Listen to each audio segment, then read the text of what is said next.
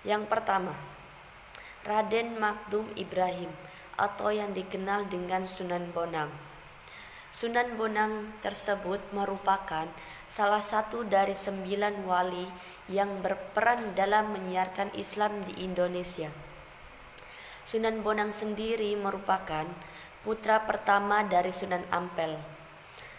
Beliau juga merupakan seorang guru sekaligus imam besar yang sangat terkenal dan dihormati di Pulau Jawa. Dan sebagai waliullah, Sunan Bonang banyak dianugerahi dengan ilmu yang sangat tinggi.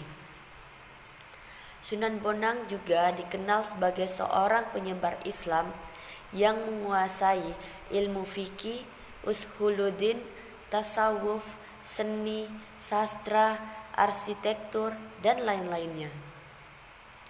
Adapun jalur dakwah Sunan Bonang melalui yaitu seni dan budaya, menggunakan seni ukir, wayang, gamelan, serta seni suara suluk.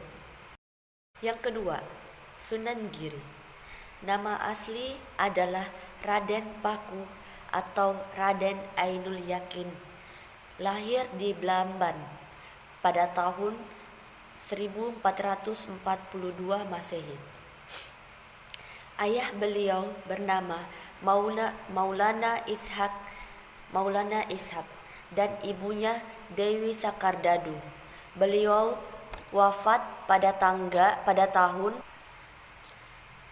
1506 Masehi dan dimakamkan di Desa Giri, Kecamatan Kabomas, Kabupaten Gresik, Jawa Timur.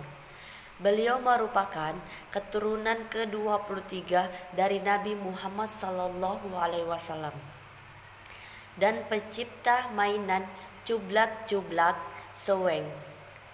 Adapun ajaran yang disampaikan Sunan Giri tentang syariat agama Islam di dalam bidang ibadah dan tauhid harus mengikuti jalan yang lurus.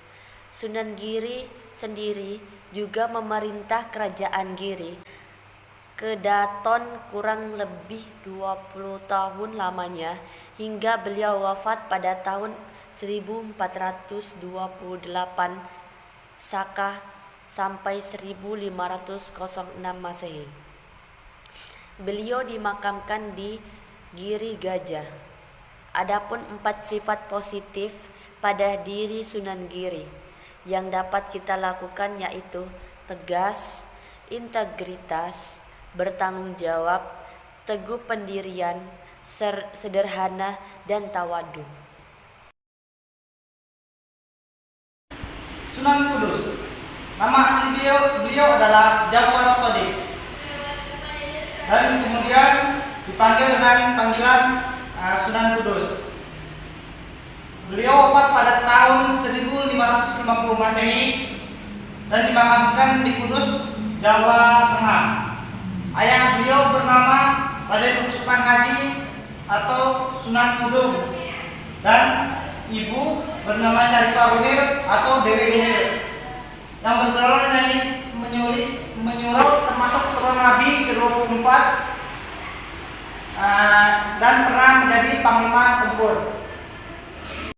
Sunan Derajat. Nama asli Sunan Derajat yaitu Raden Qasim. Beliau lahir pada tahun 1470 Masehi di Surabaya. Beliau merupakan putra dari Sunan Ampel dan Nyai Ageng Manila.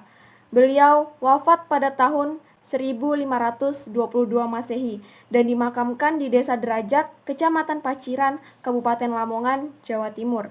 Dan strategi dakwah beliau, yang pertama, beliau terkenal dengan tembang ciptaannya yang bernama Tembang Mencapat Pangkur. Yang kedua, memiliki tingkat kepedulian tinggi terhadap fakir miskin, memiliki sifat kedermawanan, dan menciptakan kemakmuran kepada masyarakatnya.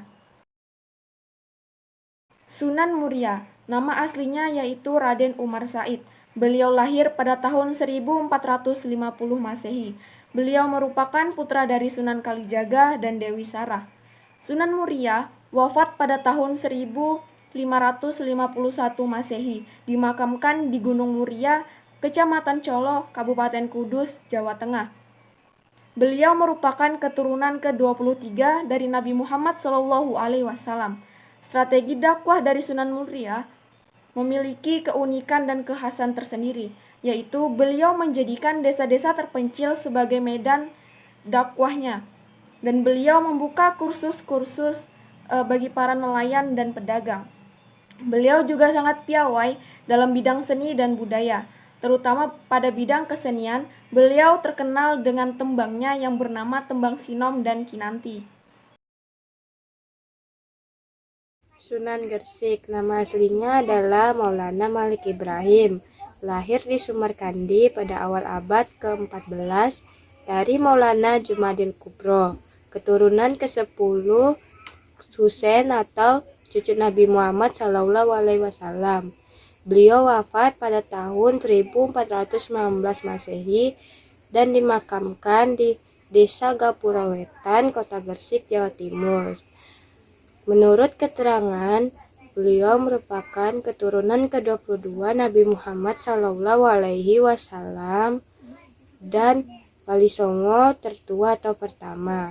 Beliau berdakwah dengan cara perdagangan, pengobatan tradisional, dan pendidikan dengan membangun sebuah pondok pesantren. Gunung Jati. Nama aslinya adalah Syarif Hidayatullah atau dikenal dengan gelar Sunan Gunung Jati.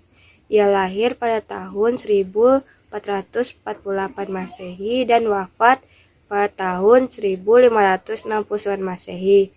Ayahnya bernama Syarif Abdullah bin Nur Alam bin Jamaluddin Akbar, musafir dari Gujarat yang hijrah ke Jawa. Ibunya yaitu Nyai Rara Santang, putri Prabu Siliwangi. Beliau dimakamkan di Gunung Sembu, Kecamatan Gunung Jati, Kabupaten Cirebon, Jawa Barat.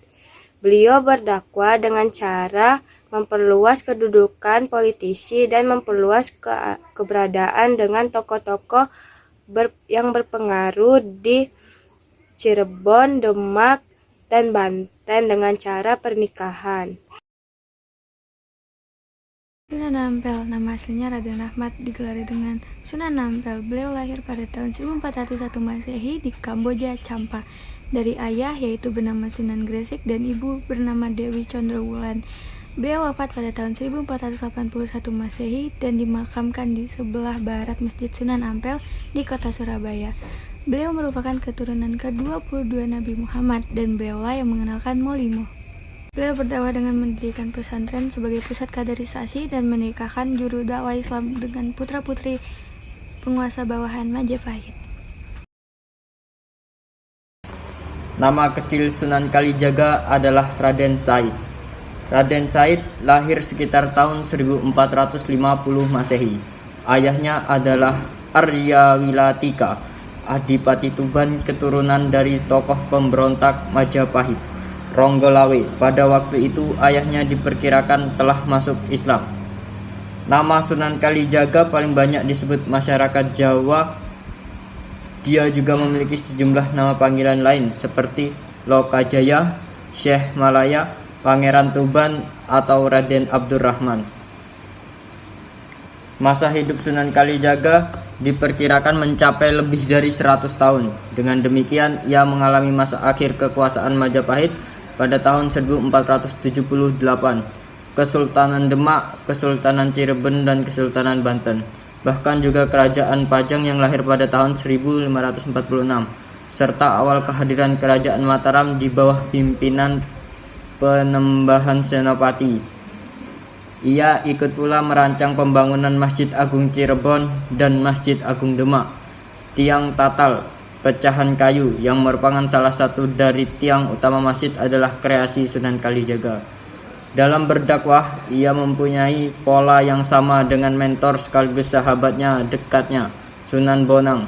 Paham keagamaannya cenderung sufi berbasis salaf. Ia juga memilih kesenian dan kebudayaan sebagai sarana berpendapat bahwa masyarakat akan menjauh jika diserang pendiriannya. Maka mereka harus didekati secara bertahap dengan cara mengikuti sambil memengaruhi.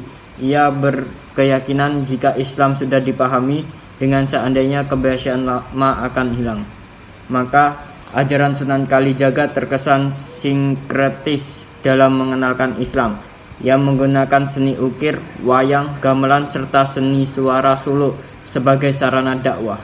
Ia juga menciptakan baju takwa, perayaan sekaten, grebek maulud, layang kalimasada, ada yang menginterpretasikan sebagai kalimat syahadat, dan lakon wayang Petruk Jadi Raja, lanskap pusat pada berupa keraton, alun-alun dengan 2 beringin, serta masjid diyakini sebagai karya Sunan Kalijaga. Sebagian besar adipati di Jawa memeluk Islam melalui Sunan Kalijaga, di antaranya Adipati Pandaran, Kartasara, Kebumen, Banyumas,